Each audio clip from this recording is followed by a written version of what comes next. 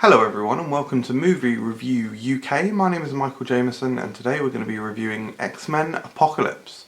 This is Bryan Singer's fourth X-Men movie and the third in the kind of prequel trilogy that they've created. I'm not going to be hitting on really any spoilers in this film, so you don't need to worry about that too much, but I will be saying a few things about characters and whatnot, so if you want to stay completely free of anything then you may want to mute it. You may have seen in the trailers for this film Apocalypse, and of course you may in fact be aware from the name of this film, Apocalypse. Apocalypse is a megalomaniacal, fantastical, evil and almost cliched over-the-top villain. And I actually quite liked him in this film. He is quite over-the-top, but I quite like that. It feels like a while since we've had a really over-the-top villain in a comic book movie, and so I quite like to have this all-powerful, ridiculous, take over the world kind of being. One thing that I have to mention early doors is the cast is absolutely incredible. So it's already incredible in the other films, Days of Future Past and First Class. You've got James McAvoy, you've got Michael Fassbender, Jennifer Lawrence. These are all like incredible actors. This film adds a few more, not like amazing actors, but I feel that the cast is even more strengthened. So, okay, you got Jason Isaacs as Apocalypse. I actually really liked him. He's very dominating, intimidating. The special effects that they've done with his voice makes him sound incredibly powerful, and I just quite liked it. Perhaps a little bit cheesy, but I liked it. Sophie Turner, couldn't take my eyes off her, to be honest. I thought she was actually surprisingly good. I quite liked her in the film. I'm sure we all watch Game of Thrones and we know her from that, but I think she really set herself apart in this movie and actually really liked her. She's also got quite an important role in it as well, so I very much enjoyed her. Other people, you've got Olivia Munn bringing Psylocke to the screen. Psylocke, although there's not much there in terms of story and even scenes, what little she is in I absolutely adored. I absolutely adored, like her pink powers were just so bold and bright on the screen. They really were.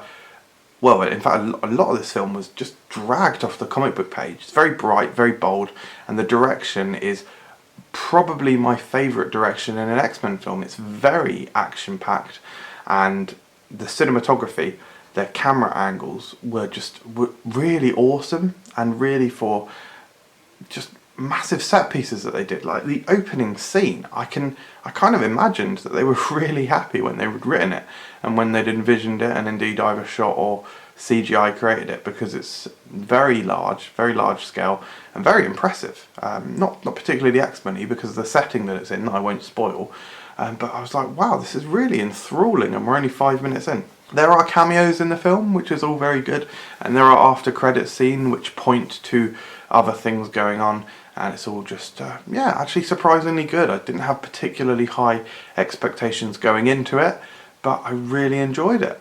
There were a few story threads or story beats that feel like we've been down the same road before a couple of times, and so I found myself thinking, is this getting a bit old hat now? But actually I didn't really mind them. They're character elements that we kind of see all the time in the comics, and so can we really be that angry about it? Quicksilver stole the show yet again. He was brilliant in Days of Future Past, and in this they actually slightly expanded his role, and he's just absolutely awesome. He adds comic value and really good action, and again he's in one of the film's more unique scenes. Really fantastic stuff. And again, this is not a spoiler, but the final scene I was so happy with. Yeah, I was so happy with it. I was like laughing with joy, and I was like, oh my god, amazing. And it got me so pumped for the next X-Men movie. I think that the next X-Men film will probably be the X-Men film that I'll be most anticipating because of the final scene of this movie. So overall, yeah, I actually really liked the story. I thought it had plenty of action. I thought it had good character sequences.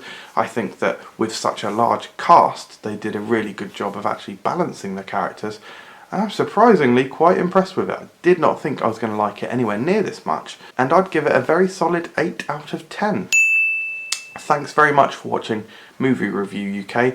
check out my vlog channel, The Life of Michael Jameson, to see what I get up to when I'm not reviewing films, and subscribe for more videos.